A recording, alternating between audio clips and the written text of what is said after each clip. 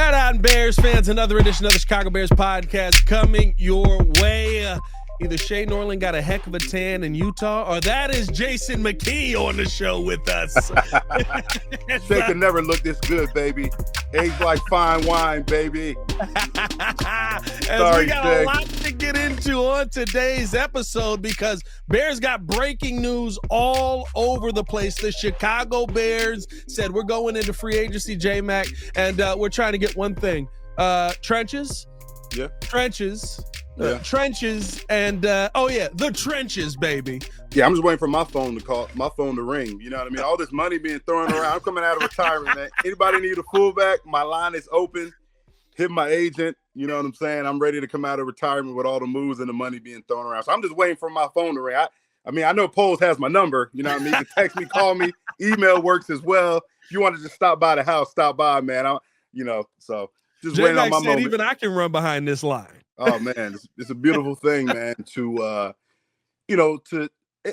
this is, it's something that the trenches was a question mark last year, and we were all confused last year at this time. Pat, remember, like, well, damn, we're not doing anything in the trenches, like significant in the trenches, and to see that, this is something that's been talked about. Poles has talked about getting better in the trenches. Obviously, Ben Johnson's talked about how valuable that offensive line was for him in Detroit and how valuable that offensive line will be, for whatever this offense is going to look like here in Chicago.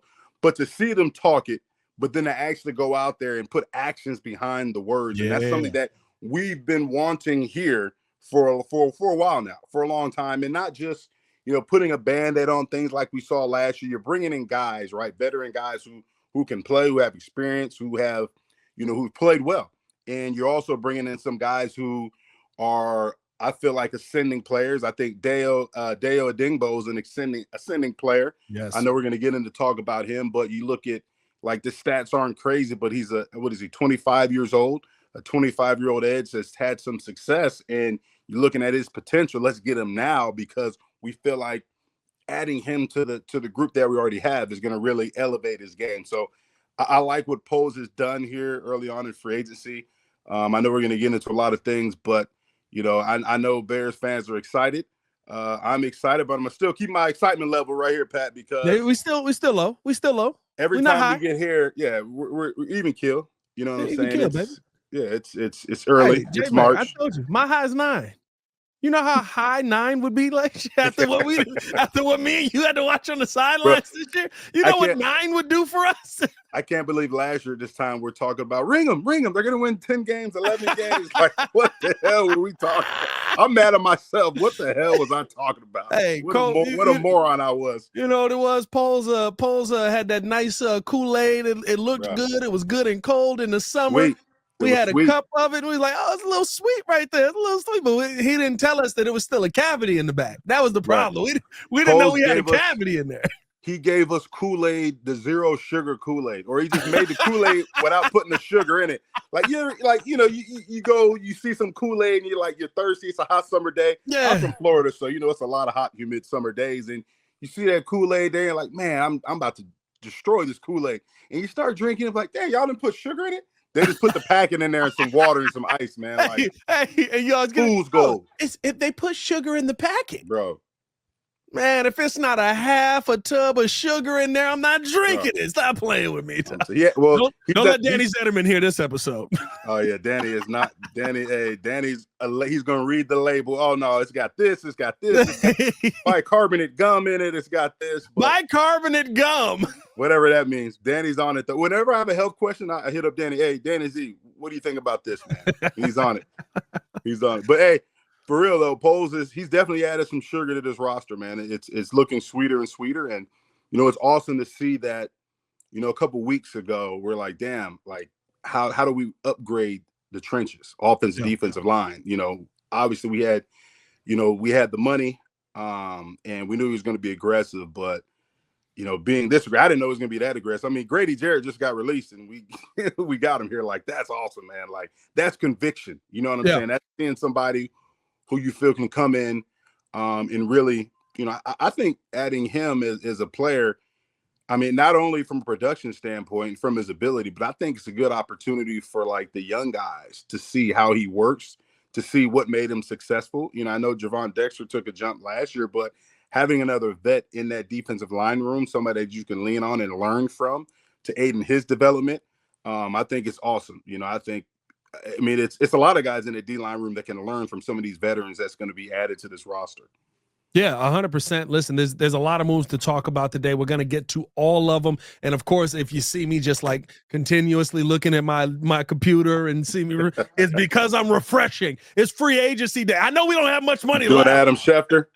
I know we don't have much money left, but I'm refreshing no matter what. Poles is just spending money. This one of them off seasons where you just go, how did we get him? I don't even know how we have the money for that. Don't worry about it. He's on the team. Call me, Ryan. I don't need a lot. I don't need a lot of money. Just call me, baby. I'm ready. Call me. Let's start it off here, J Mack. Well, first, before we do that, we do want to let you guys know that the Chicago Bears podcast is brought to you by the Advantage Dealer Group. Find your next Chevy, Toyota, or Acura and drive off in under 60 minutes, or they'll make your first car payment. Let's start off here with the news. I think the news that most of us here in Chicago were hoping to hear today because of my desire to have J Mack. I know it's a lot to ask from the center position, but somebody who can snap the football and block. You know, I feel like if we get those two things, we're in a really good starting point here. Drew Dalman signed with the Chicago Bears, a 3-year deal with the Bears worth $42 million with $28 million guaranteed. This was per Ian Rappaport earlier on NFL Network. I was watching when this news broke. When you hear, listen, we heard about what Drew Dalman can be when we had Brandon Thorne on the other day. And I'm not going to say that he was overwhelmingly excited about him, but he said, listen, he's a really good player if you can get him at the right price. $14 million per feels ridiculously at the right price. And it's out there now that not only was this the right price, but Drew Dalman actually left money on the table to stick around and join the Chicago Bears. When you hear that, J Mack, does that get you a little bit more excited about the offensive line that Ryan Poles has now built with Joe Thuney, Drew Dalman, Jonah Jackson, Darnell Wright, and of course, Braxton Jones still over there on that left side? Yeah, it's exciting. I think when you look at Drew Dalman, I think, you know, when players leave money on the table from other teams and they join a team, they want to be with that team. I think it's the fit, but it's also the belief in the direction of the team, obviously. But it's also, I think Ben Johnson is a huge multiplier here, right? Because everybody in the league has seen what he's done with that Detroit offense during his time there, right? And he's seen how that offense, you know, how that offense worked, how productive that offense was. And they're like, man, I would love to play for a coach like that or be a part of an offense like that. And for an offensive lineman, I mean, like with Drew Dalman, it's like, hey, you know what? I'm going to be able to be in a system that's going to be tailor-made for my skill set. And when I look at Drew Dalman, I look at, you know, a guy who's fundamentally sound, who's very athletic. You know, when I watched some of his tape, I didn't realize how athletic he was. And when I talk about athleticism, I'm talking about athleticism in the zone running scheme, right? With him being able to reach defensive linemen, whether, you know, they're a shade or whether they're a 3 technique, being able to reach them on outside zone, but also having the ability to get to the second level. Like he's shown a lot of that, something that we'll need. And I think having a veteran like a Drew Dalman, you know, being able to not just looking at him protecting Caleb, you know, when you look at his pass block win rate, according to PFF, was a 95.1.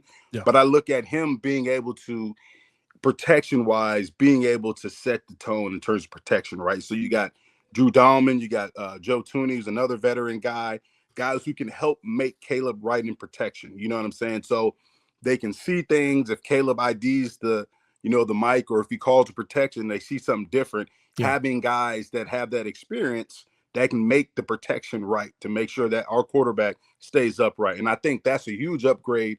I think, you know, Coleman Shelton was good at that, but I think with him being able to change protection, but now being able to actually execute the protection, you know, from a standpoint that I can win my one-on-one matchup or I can win that battle is a totally different thing. Like we saw Coleman Shelton make some good checks and protection, but physically he just didn't win his matchup. You know what I'm saying? Where I think when you look at Drew Dalman, he can ID the protections right and make the protection right, but he can win that matchup. I wondered about this, right? Because when you look at Coleman Shelton, you look at Drew Dalman. I believe Coleman Shelton is 6'5". I believe Drew Dalman, they have him listed at 6'3". Does that make a difference? Because they're just about the same weight. Does the couple of inches of height make a difference when you're in the trenches, right? For leverage or for anything? Because it seems like Dalman just uses his body so much better than what we saw Coleman Shelton do. Yep. And for the most part, they're kind of built similarly. Dalman a little more lower body, which I think does help you on the offensive line, but similar height and weights.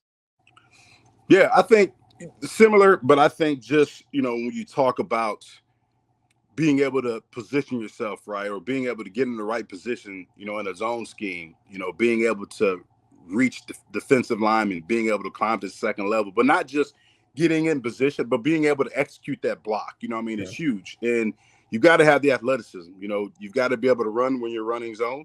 And I think he's shown that. And I think that's why it was intriguing, because we've seen, in that Detroit offense, we've seen an offense that ran a lot of zone with Jahmyr Gibbs. They ran a lot of inside zone with David Montgomery. Also, they're going to run gap and all that stuff like that. But I think when you have a center that's athletic, it just gives you an opportunity. And the other pieces they brought in, you do a lot of different things, and you feel comfortable about it. Whether we're going to be major in zone, or we're going to major in more of gap scheme runs, duo, and counter and power and stuff like that. You just feel good because you have guys on this offensive line that have the ability and that have shown you that they can do it. Now, J Mack, now I went into my football nerd mode the other day, and I started trying to connect the dots, because remember, Ben Johnson said we're going to be building our system based off of the kind of talent we go out there and get. And I look at Joe Thuney, the acquisition there. I look at a guy like Durham Smythe, who maybe second tight end, probably not a big eye-catching piece that the Bears end up bringing in there, but I start to see, okay, well, he ran a system with Adam Gase that Joe Thuney ran with Tom Brady. I start to see how we're getting the run blockers in here. Jonah Jackson, a better run blocker than he is a pass blocker. And I'm like, okay, are the Bears planning on running an Erhard Perkins system, which kind of is what they just were running, in theory, with Shane Waldron, but actually trying to get the pieces in place to run it? And it feels like it would be a good system for Caleb Williams to be in if it's taught the right way. I know there's a lot of things that have come out about how Shane Waldron has taught the system to Caleb Williams last season. I mean, Keenan Allen basically said when Thomas Brown walked in, he told him 1, 2, 3, 4, your eyes should go that way. I would think that would be basic, but it feels like that's the kind of system that the Bears are trying to run, which can incorporate a lot of different things from other systems, but still basically its bases are we're gonna run the football well. We're gonna have a ton of short passes to make things easier for Caleb Williams, and he's calling out concepts, not calling out specific routes in the huddle. Yeah, for sure. I mean, it's offense. There's so many ways that you can go. I think it's just a matter of like Ben Johnson was saying. What does my personnel show me in terms of what we have the ability to do at a high level and run? You know what I'm saying? And I think obviously, it's no secret we're going to run the ball. You're going to have to run the ball here in Chicago. Elements are bad. If you want to be a team that's going to make the playoffs or be in the playoffs, you're going to have a successful running game. So I think the run's going to dictate everything, and I think everything regardless is going to be married up, right? The run and pass will be married. The concepts, the formations that we see, the shifts and motions, you'll see in terms of the run game, you'll see those same motions, those shifts and motions and formations being utilized to set up the pass. So what I'm saying is, like, the same formations we're running out of will be the same formations that we're going to be, using our route our pass game concepts and stuff like that. So I think it's generating a successful run game will help this offense run. You know what I mean? And I think that open up everything else in terms of, the play actions, the RPOs, the things that, Caleb Williams, off scripted things that he does naturally. That's just him making plays. But I think if you have a successful run game and that run and pass is married up, I think the possibilities are limitless. There's nothing you can't do when you have the personnel and you have a successful run game. You can just build upon that. Yeah, it's going to be big for the Bears. I think just getting that run game going on a consistent basis. You saw when DeAndre Swift actually got himself going last season, right? Those were the moments where Caleb Williams looks the best. Shocking. Yeah. The pass game works and the play action game works if the run game works. It's crazy to think that concept is there. But we just didn't see that enough last season, J Mack. There were more weeks than not where we went in to do the post game show and we were just like, bro, they can't run the football. Like it's not even that they stopped trying. They just literally cannot move the football in the right direction. I think a lot of that predicates up front as well with the players, but also, upgrading that running back room is going to be something that I think a lot of the moves today, you're probably going to see somebody in this draft at the running back position more than likely earlier than I wanted to. Well, I think when even I think when you look at it like this, right, it's, everybody's talking about, upgrading the running back room and stuff like that. And Swift didn't have the killer year, just because you look at free agent acquisition, you look at Saquon go over there to Philly and have like one of the best years a running back free agent has ever had. And you see Derrick Henry go to the Ravens and you see Swift come here and didn't have those type of numbers. But a lot of it's predicated on, what happened up front as well. So I think, I think we'll see a better Swift because we have a better offensive line. And I think Swift's a great zone runner, in my opinion. And I think having the ability to utilize him more in the passing game as well will be to the advantage of Ben Johnson. I know he knows that. So, yes, do I think the Bears will look at upgrading or adding to the running back room? Oh, without a doubt, because there's too many running backs not to. But at the same time, the better we are up front, the better these running backs are going to be. Even Roschon, he's more of a downhill, more of a gap scheme runner. I'm not saying he's David Montgomery, but I'm saying that, I think his production could be better just because of what we've done up front. We've got better up front in the trenches. So that has a lot to do with it as well. I think having a coach like Eric Bieniemy in that running back room will also help upgrade this running back room as well, because there's a lot of things in terms of running the football, attention to detail, that's not going to be overlooked by Eric Bieniemy. You know what I mean? Former offensive coordinator, a guy who's going to be, on his running backs to make sure that they got the right aiming points, to make sure that they're, in protection, they're IDing their protection properly.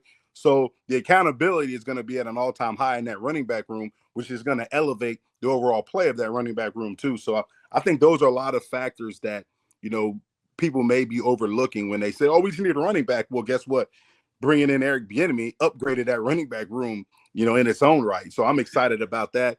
I'm excited to go out there and see how he runs practice and to see, whoever we bring in, but just to see, how much better Roschon will be, how much better DeAndre Swift will be in his second year under a new offensive staff, a new offensive system, can he flourish? Because it can happen. We've seen, look at Saquon and the Giants, the year before last, didn't really do anything. They didn't want to resign him. He goes to Philly, gets in a good system, good offensive line, and, has a hell of a year, and they win the Super Bowl. So it can happen. It's just a matter of putting the pieces in place. And I think what Ben Johnson has done with this staff, and particularly the offense, I mean, we're talking about the running backs, I think that's a hell of a hire with Eric Bieniemy. Hey, J Mack, you waiting for the call? Eric Bieniemy might just throw a helmet on behind this line, dog. You waiting for the call? Bieniemy might say, I'm already here, dog. Don't be surprised if we see him with a helmet on. Look here, man. Fullbacks now are playing like 5 plays a game. I can give you 5, Brian. I'm going to give you 5 solid polls. I'm going to give you 5 solid, all out play. I'm like, come on, man. Hey. Now, see, but J Mack, it's probably all goal line stands for you. You got 5 goal line stands? Yeah, man. For 5, hey, come on, man. You need some tush push action, J Mack. You got a tush push in? Yeah. I can do that, man. Hey, that's even better. Call me. Hey, man. 5 plays. I got you, baby. We're going to keep it moving here, man. Appreciate y'all for tuning in and showing love as the Chicago Bears have made a couple more signings today, and I'm still actively looking through here to make sure that we're not missing anything. Doesn't look like the Bears have signed anyone else. Some interesting deals have gone down. Laremy Tunsil has been traded to the Commanders. Listen, I was fine with them being good. You know what I mean? For a year. Yeah. Hey, you can't be better than Caleb for 2 years, bro. I didn't need that. I didn't need that. That was again. We got to go back to Washington again next year. Got to go back to Washington. We keep staying in Washington. I love DC, but I'm tired of going back, man. I'm like, man, God. It's a weird schedule. It's so weird, man. I don't understand it, but yeah, a lot of signings, man. I think give a shout out to my former teammate, Terrence Metcalf, his son DK Metcalf. Yeah, obviously got traded to Pittsburgh. They came through last night and got a heck of a deal, and it's just awesome to see, like, 150 over 5. Man, this is crazy to see him as a, as a kid, you know what I mean? And just to see that, the work that, even at a young age, like Terrence had him lifting weights and doing all kinds of stuff. And just to I see, can like, tell. yeah.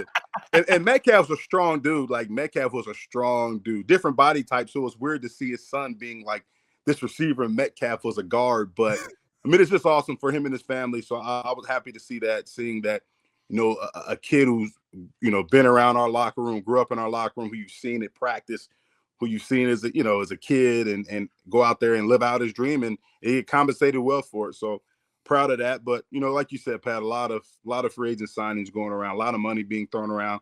Teams are getting better, and let's see how these free agents pan out. Hopefully more so for the Bears. I hope all the other ones don't pan out as well as ours. I just feel bad for DBs that have to stand on the other side of DK Metcalf and George Pickens. Bro. Not even from like a route running ability, but hands will be thrown. Who's going to be throwing to him, though? Did you see Justin Fields to the Jets? JF to the Jets, bro. I like it, man.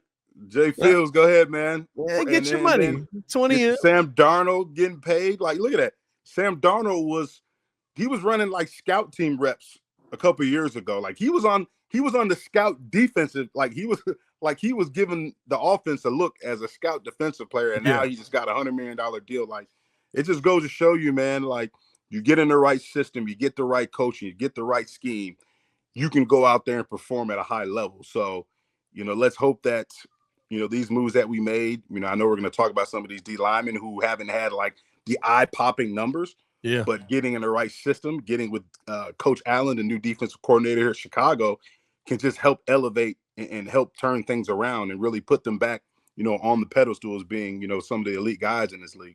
Yeah, man, I think that's exactly the conversation you got to have when you talk about some of the defensive signings we got here. Before we get to one of those, though, I do want to tell you guys about Mitch Lyons. I'm excited to let you guys know about a new partner of ours here, Mitch Lyons Wealth. Mitch Lyons, a former NFL player. Yurko always likes to talk about the games that they played up against each other. Absolutely, two forces going to war there. And he's an expert in protecting your nest egg and optimizing your income. Go to MitchLyonsWealth.com. MitchLyonsWealth.com. That's Mitch, LYONS Wealth.com. Your best game plan to protect, grow, and win retirement. All right, J Mack, let's talk about the signing of. Let's start it off here and then go big again. We'll finish big, right? Let's start with Dayo Odeyingbo. Yep. Who, coming from the Colts, I think this is the signing that most Bears fans probably have the most question mark scratching their head, right? When you look at Dayo Odeyingbo, the numbers are not eye-popping off of the charts when you talk about his production last season. Now, he was still a good player, only 3 sacks, though, last season, and you kind of got to dig in a little deeper into the numbers to see why the Chicago Bears might want to go after a player like this. Now, he was signed. It's a 3-year, $48 million deal with $32 million guaranteed, according to Ian Rappaport. And J Mack, I'm not going to lie to you, this may be one of my favorite signings. When you talk about a player who had a pass rush win rate of 13% last season, always finding his way back there by the quarterback, and on 67% of the snaps that he played last year, they either went for a tackle for loss or no gain in 2024. To me, that is an answer to a question that we had opposite of Montez Sweat, where a lot of people may look at it and go, well, it's not the flashy name. It's not Josh Sweat. It's not Trey Hendrickson. It's not the guy that's going to be 17 or 14 sacks, Myles Garrett, right? Who, listen, every city's bad until you get the bag. That's what Myles Garrett said. But when you I'm done. I'm all about winning. I want a championship. $40 million. Trade me. 40, like you said. Reconsider. Don't do it. Don't do it. Reconsider. Read some literature on the 40 subject. million. I'm good. No, I was just playing. I'm good, man. I was just joking. Just make sure y'all spell my name. Make sure you spell my name right. I want one of those big checks, like the big checks you get at like the foundation banquets. Just make sure you spell my name right. It's Garrett with 2 T's, guys. Yeah, Myles Garrett on his Gilbert Arenas tour. What he said with Gilbert That's Arenas, crazy. Gilbert Arenas said, I can buy a championship ring right now for $10,000. Trying to say $40 million. I go, hey, that's right. I'm winning on franchise in Madden with the Browns. I ain't doing it. I'm okay here with $40 million. You know what I mean? God. When you saw the Dayo Odeyingbo signing come across the docket, what was your thoughts? Did you feel like this was a good move for the Bears? Or do you feel like this was an overpay? You know what? I'm still trying to process a little bit. I know, like, you know, we will look at the sack numbers, right? The first thing we want to evaluate is, okay, well, what has he done the past few years? So you got a guy who has, I think, 15 and a half career sacks. He had, 2.5 last year? He had 3 last season. He had 8 the season before. Right, 3 sacks last year. But I look at it like this, right? And you talk about players that are, and we talked about it when we started this pod, Pat, ascending players, right? And look at a guy who's 25 years old. You mentioned the tackles for loss. You mentioned the pressure that he puts on the quarterback from an edge standpoint. And that's something that we were lacking last year, right? And you look at a defense, we talk about rush and cover where there was no damn rush. So therefore, the coverage on the back end was lacking, and it suffered a lot because we weren't getting consistent pressure on quarterbacks, right? We saw, you know, quarterbacks sitting in the pocket, being able to go through all their progressions, make plays downfield because there was a lack of pass rush. There was a lot of inconsistency there. So I know the sack numbers aren't there. Like, he's not a guy that had double-digit sacks, but I'm okay with that because I feel like he's an ascending player, and I feel like he's getting the pressures, which is huge. It's something that we were lacking in last year. And I think him having the ability to be on the opposite side of a Montez Sweat, right? And now you're throwing on the interior, Grady, Jarrett, you throw in Javon Dexter. Like, now you have the ability. Now it's like, okay, the quarterback, you're able to, you know, corral the quarterback in that pocket, right? And if you get interior pass rush, that quarterback can't step up in the pocket, right? You got Javon Dexter and Grady Jarrett denting the middle of that pocket. Well, he can't get outside either because you have Montez Sweat on one side and now Odeyingbo on the other. So I think it's awesome, man. I think, you know, adding him to an already, you know, you've got some young guys on this defense mixed in with some veterans. You know, now you got a guy that can really prosper. He's only 25, so he's just scratching the surface of how good he can be. You know, I'm banking on the fact that him coming here, being with a great defensive coordinator like Dennis Allen and a great system with great players around him will elevate that sack total. But, you know, I want to see that pressure rate go up, but it was pretty good last year. Yeah, and listen, I think the thing is, right, like this is one where you're hoping that Dennis Allen is going to be able to unlock a little bit more out of him. To me, he's a player that fits the system, 6'6", 286, kind of giving you definitely giving you the speed off of the edge, but also giving you that power. And I think that's the thing that really stands out when you look at his game last season, the power that he was able to generate and how, you know, I should say last couple of seasons, but just the ability to get around somebody, but not only having that to be his option, right? Like, I can get through you if I need to. I think that Odeyingbo brings a lot to the Chicago Bears. I'm going to be very interested to see kind of how Dennis Allen ends up using him. And I think what this does confirm is Dennis Allen is okay with Montez Sweat being the number 1 on your team. Mm-hmm. Dennis Allen does not feel like Ryan Poles made a mistake paying Montez Sweat the big contract, because you could have gone out and got the big name. You could have gone out and did the big spender. You could have gone after Josh Sweat, who got $76 million from the Arizona Cardinals. But when you look at him, though, you look at it like this, right? Totally different situations. You look at Josh Sweat and his counterparts on that defensive line last year in Philly. Yeah. I mean, it's like all the attention is not just commanded on you, right? The offense cannot just predicate the protection on just you. You're not the focal point, right? Because there's too many matchup problems, right? If we just slide the protection, you know, like with Philly, if you just slide the protection to Josh Sweat, well, now you've got to deal with Carter. You got to deal with a bunch of different guys, you know, Nolan Smith, all them guys, them D linemen they had over there, you know, Davis as well over there, the big D tackle. Whereas last year, when we look at the Bears, it's like, okay, if I'm an offensive coordinator, when I'm scouting the Bears and I'm looking at that defensive front, the only guy I'm really worried about and IDing is Montez Sweat, because here's a guy that can win his one-on-one matchups consistently. You know what I'm saying? So I'm looking to double him. I'm putting a tight end over there. We're going to chip him. We're going to slide the protection towards him. We're going to take him out of the game because I feel like we can handle everybody else. You know what I mean? But now you talk about Odeyingbo. You talk about Jarrett. You talk about another ascending player who hopefully takes another step this year in Javon Dexter. Now it's like, okay, if we put all our resources in terms of just, looking at a Montez Sweat, and now I got to deal with those other guys. You know what I'm saying? So different circumstances. So I see where they're going with it and saying, you know what, Montez Sweat, obviously he's your number one guy, and I think he still has the ability to be a double-digit sack guy. I just think that his production was just based upon, lack of production was based upon, him having a lot of the attention on him and, not having the other guy take some of that pressure off of him. And listen, we saw that here with Khalil Mack and his time here. Khalil Mack, the first season, was dominant when you had Akeem Hicks and Leonard Floyd opposite of him. Leonard Floyd didn't have as much of an impact, but still was solid, right?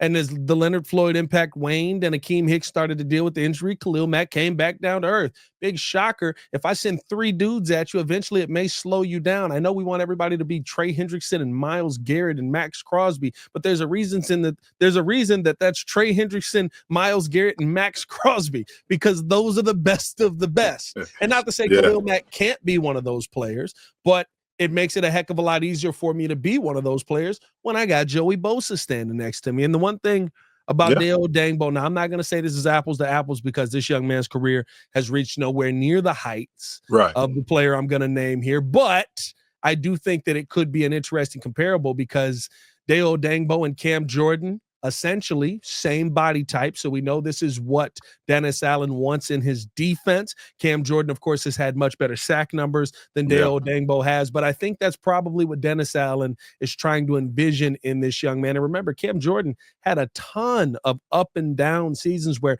he'd have 15 sacks one year, he'd have 7 the next, he'd have 12 in one season. He's one of those players where, you see the consistent production at the base of it on the deep numbers. And sometimes the sack numbers come high. Sometimes the sack numbers come just a little bit. Yeah. Like you said, Pat, like you have a certain, body type that you like, or that you've had success with within your defense. You mentioned Cam Jordan, a guy who's obviously was very successful in the Dennis Allen defense. And, you may overpay a little bit for potential. You look at a guy who's 25, who you see, okay, I can envision him being, not saying the next Cam Jordan. I will hope he's better than Cam Jordan. I hope so, but you know what I'm saying? Cam Jordan. Right. I'll settle for Cam. Like, hey, I'll settle for Cam Jordan on opposite Montez, but you're overpaying for that potential because you got a young guy who's 25 that's shown flashes that can do a lot of good things. And yes, like we talked about before, the sack number isn't there, but that pressure rate is there. So having, a new defensive staff, right? Guys who you can lean on, guys who you have faith in terms of development and continued development, in a Dennis Allen system will be huge. So if we got to overpay a little bit, we will, but we've got an ascending player that has a lot of potential, and he's only 25.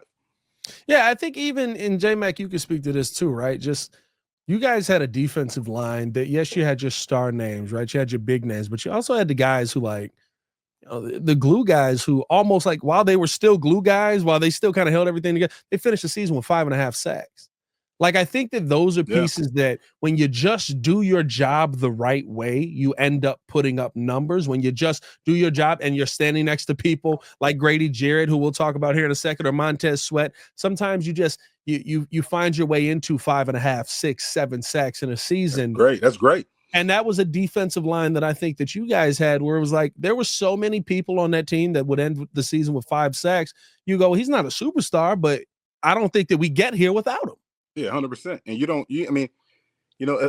for me, it's like, okay, I get it. The Myles Garretts, the Trey Hendricksons, guys who are getting, 17 sacks and, 10 plus sacks. I get it. We want that. Yeah, we do. But collectively, like you said, I have a bunch of guys who are, getting 5 sacks, 8 sacks like we had. We had a bunch of hunters. And I can recall, Coach Rod Marinelli in that defensive line room, right? During their meeting, you're like, what is all that noise? Like, it sounds like I'm watching the Wildlife Channel, right? And he would have, and I'm telling you, you go in there, we would go in there and open the door, like, what the hell are y'all doing?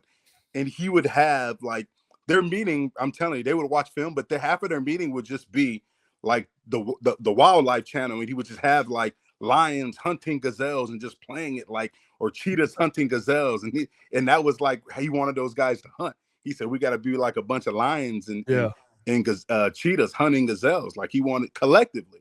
You know what I'm saying? So when you have a bunch of guys who are, playing at a high level like that, getting off the ball, winning one-on-one matchups, creating chaos, creating pressure, making that quarterback uncomfortable, that's what you want. That's what wins championships, and we've seen that, right? You saw it with Philly this past year, right?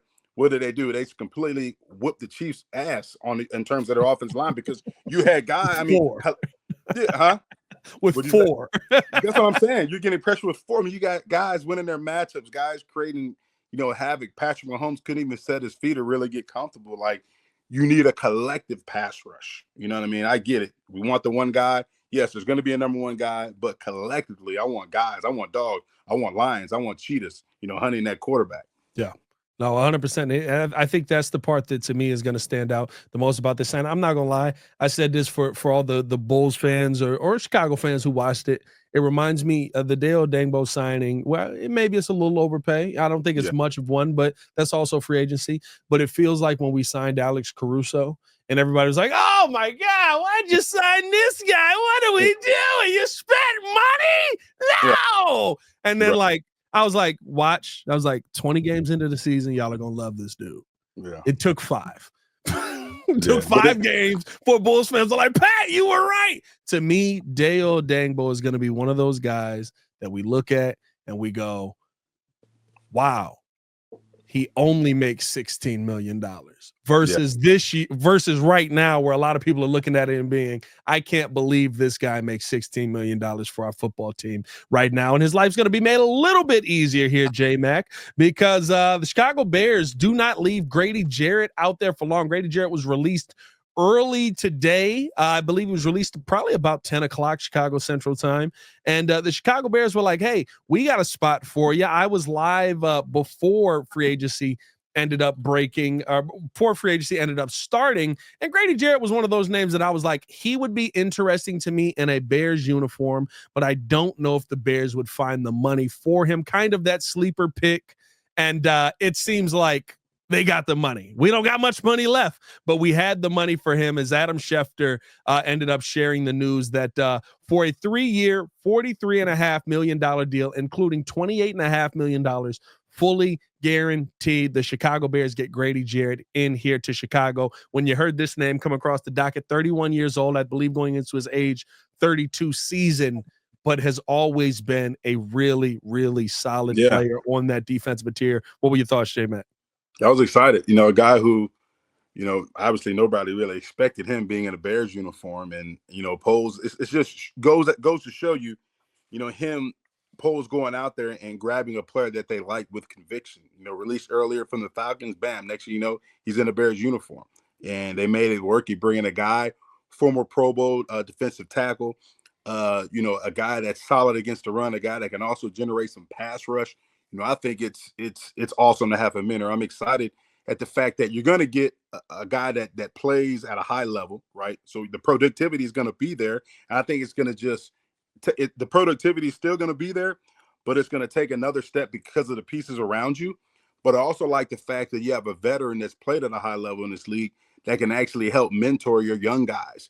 Zach Pickens, Javon Dexter, a lot of those guys on that defensive line now, have a veteran they can look at for tips and pointers to aid in their development besides that defensive line coach. And I think, adding Grady Jarrett is just another piece of the puzzle. We talked about having, another hunter, a guy that's solid against the run, but can go out there and hunt the quarterback.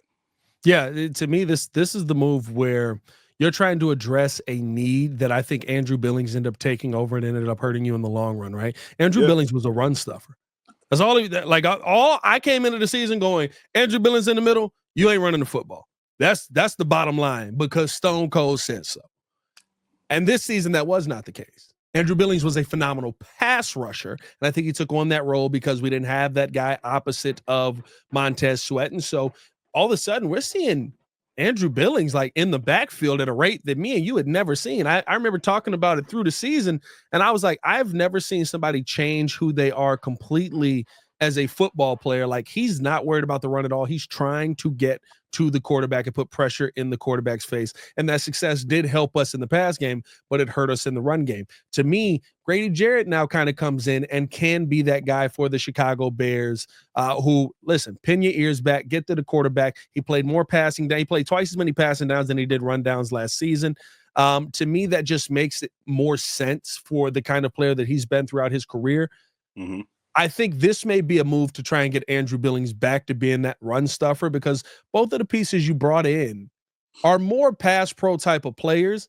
Run defense is where the Bears really struggled last season, and especially on that defensive line. I think this is a move to where you can have guys be interchangeable. You can have guys swap out depending on the system and get Andrew Billings back to what he's been known for the most, which is making sure that running backs ain't moving in the middle of that line. Yeah, I just think it's just awesome when you look at the state of this defensive line with just adding two pieces, right? You had Odeyingbo and you had Jarrett, but you had two young guys who you were looking to develop. You brought in Austin Booker last year. You re-signed Daniel Hardy. You still got Dexter. You still got Pickens. You got Sweat now. Like, collectively, when you talk about all those names, like, that's a pretty good defensive line, right? A lot of different skill sets, right? You have different pieces or different types of skill sets, but I'm excited to see how this rotation is going to play out, because we look at Odeyingbo as well. He's an edge guy, but he can play inside a little bit. You know, you've got Austin Booker, you got Daniel Hardy. I'm looking to see what type of jump does Austin Booker take this year, as well as Daniel Hardy. You know, what does he look like in a Dennis Allen defense, you know, in terms of development and what he's going to be required to do. But not only him, but Montez Sweat. You know, he's had a down year. You know, he hears everybody talking about the lack of productivity. You know, what is he going to do this year? And I think all of these guys are going to – the guys that were already in the building are really going to benefit from bringing in guys like Odeyingbo and also Grady Jarrett. Grady Jarrett being a guy who's played at a high level, but now you have another guy that can just enhance that overall room. And it's very exciting. Yeah, and listen, the fact that you've got so much flexibility, I think, now heading into this draft, J Mack, like we talked about a little bit, when you talk about what you're doing at 10, I know a lot of people are like, well, now you can go with the running back easily, or you can trade back and do this and do that. But I look at these contracts. Realistically, these are 2-year contracts with a third-year option for the Bears, because the guaranteed money essentially is running through the first 2 years for just about all of these players. Yeah.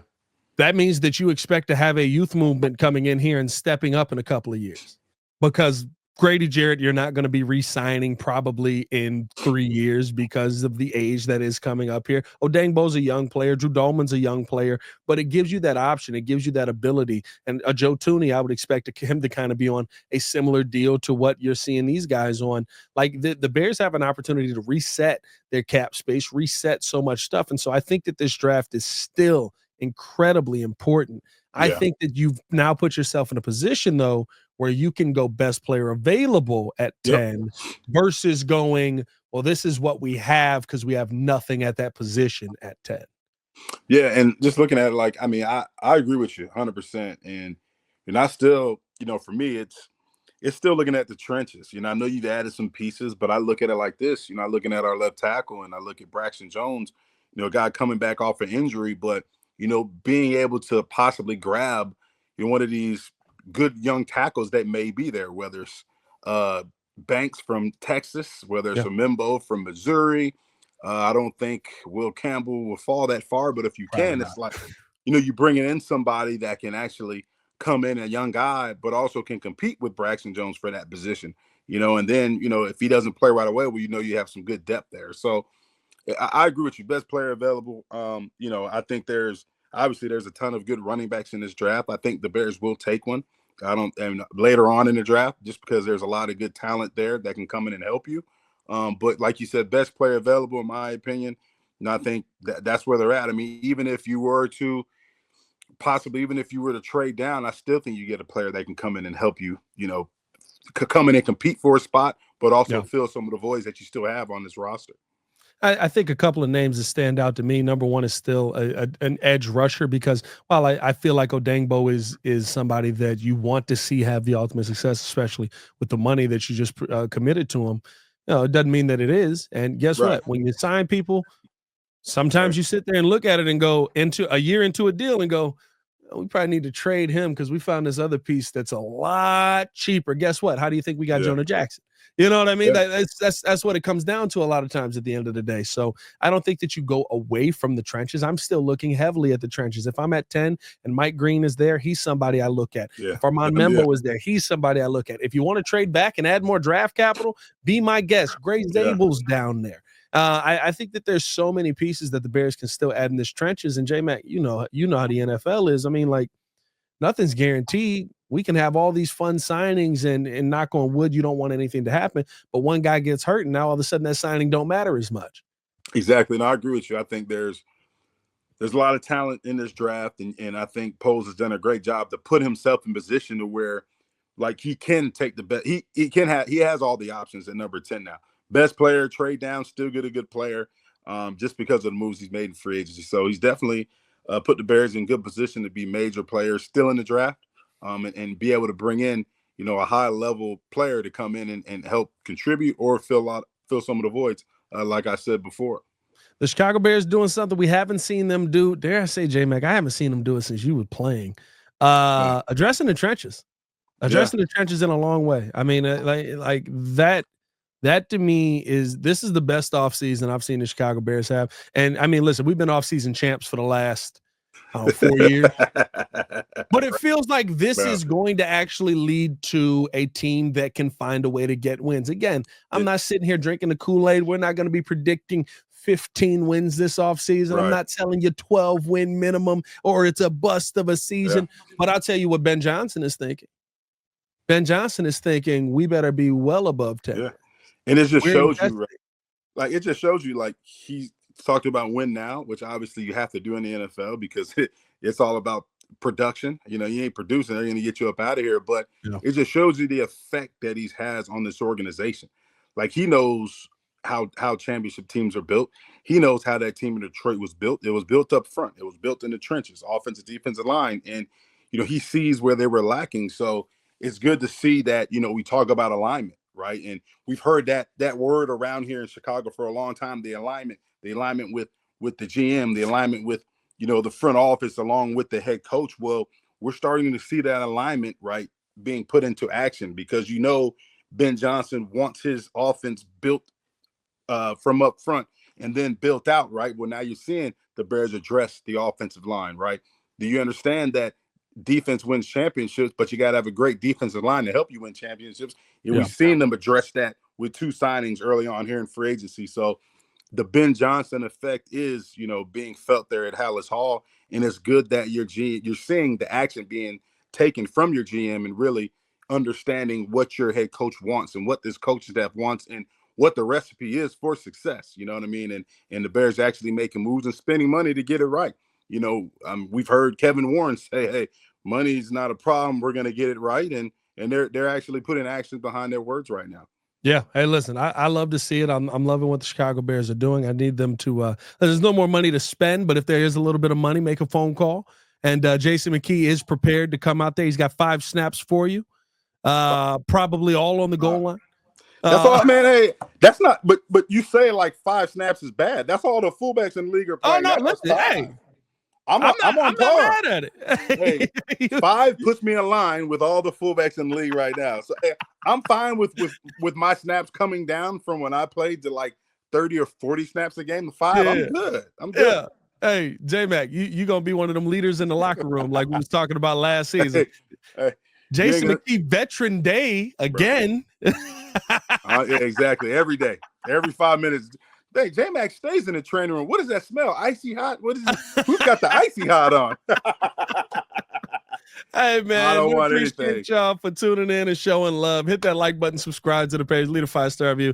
Y'all know what to do. Of course, if any other news breaks, we'll talk about the news that we got right now. If any other news breaks, we will be have a video ready for that. Of course, we're live all day on ESPN 1000. For Jason McKie, it's your boy Pat the Designer. Back at it again. Y'all stay safe out there, Chicago. Bear down. One love. Peace.